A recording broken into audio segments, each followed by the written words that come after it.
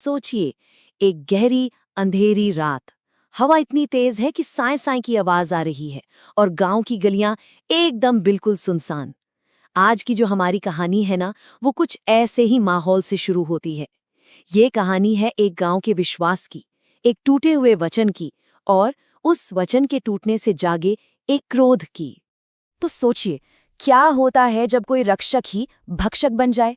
चलिए, इसी सवाल का जवाब ढूंढते हैं बिरोली गांव की इस कहानी में।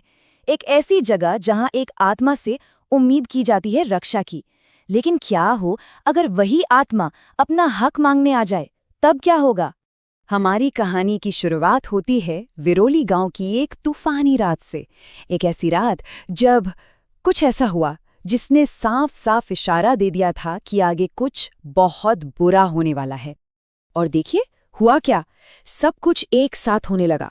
मंदिर का वो पवित्र दिया जो सालों से बिना बुझे जल रहा था, अचानक से फुस बुझ गया। इतना ही नहीं, मंदिर की घंटी अपने आप जोर जोर से झूलने लगी, टन टन टन। और मूर्ति के पास बिल्कुल अजीब तरीके से राख बिखरी हुई मिली। और फिर जैसे इतना काफी न हो, गांव के दूसरे छोर से एक ऐसी दिल दहला देने वाली चीख सुनाई दी जिसने पूरे सन्नाटे को चीर कर रख दिया। जब लोग उस चीख की दिशा में भागे तो वहां विठल नाम का एक गांव वाला जमीन पर पड़ा मिला, मुर्दा। उसका शरीर एकदम अकड़ा हुआ था, आंखें हैरानी से फटी की फटी रह गई थी। और सबसे अजीब बात, उसके होठों पर राख के निशान थे। सिर्फ इतना ही नहीं, जमीन पर राख की 3 लकीरें खींची हुई थी, बिल्कुल वैसे जैसे कोई अदृश्य चीज वहां से गुजर कर गई हो।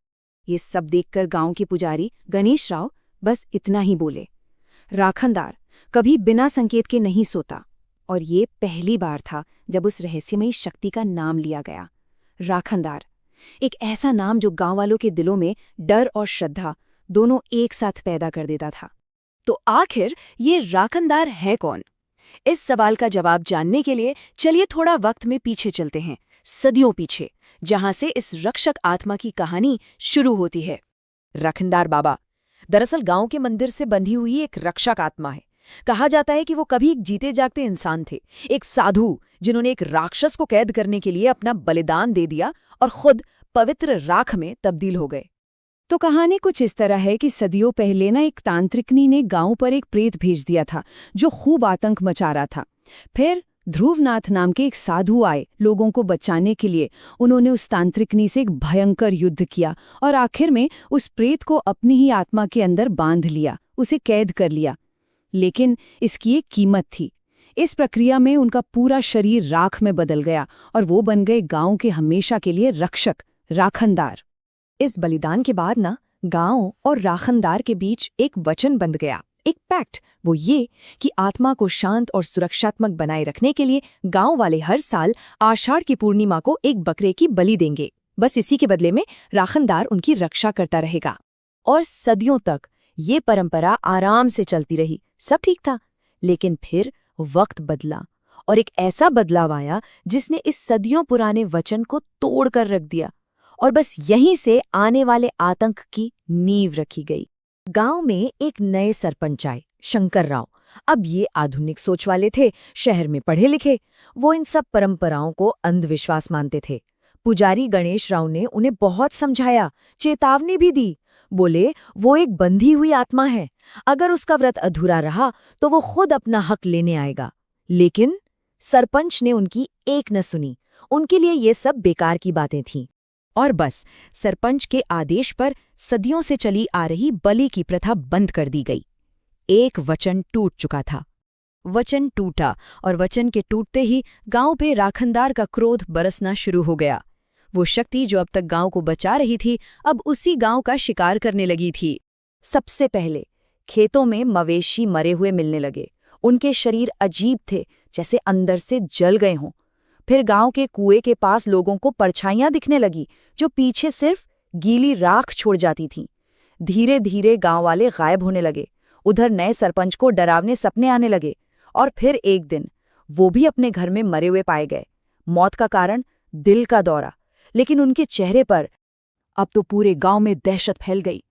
पुजारी गणेश राव ने लोगों को फिर चेताया, लेकिन इस बार उनकी आवाज में डर साफ छलक रहा था। वो बोले, अगर इस बार व्रत अधूरा रहा तो वो अपने हिस्से का खून खुद लेगा। सरपंच की मौत के बाद गांव वालों को समझ आ गया कि अब पानी सर से ऊपर जा चुका है। अब उन्हें उस शक्ति का सामना करना ही होगा जिसे उन्होंने गुस्सा दिला दिया था। तो पुजारी के नेतृत्व में एक अंधेरी कोहरे वाली रात में सभी गांव वाले मंदिर में इकट्ठा हुए। मकसद एक ही था, राखनदार से माफी मांगना, उसे शांत करना। जैसे ही उन्होंने पूजा शुरू की, मंदिर की घंटियां अपने आप टन टन टन टन बजने लगी। हवा एकदम रुक गई और फिर सबने देखा, मूर्ति के ठीक सामने हवा में धीरे धीरे एक काली परछाई एक आकार ले रही थी। और फिर राखनदार ने अपना असली रूप दिखाया। उसका कद किसी भी इंसान से कहीं ज्यादा लंबा था। उसका पूरा शरीर घूमती हुई राख से बना था, आंखें जैसे दो दहकते हुए अंगारे हों, और हाथ में एक विशाल त्रिशूल। तभी उस आत्मा ने भीड़ में खड़े दीपक नाम के एक नौजवान को अपने वश में कर लिया। उसने उसके शरीर का इस्तेमाल किया ताकि वो गांव वालों को अपना भयानक अल्टीमेटम सुना सके।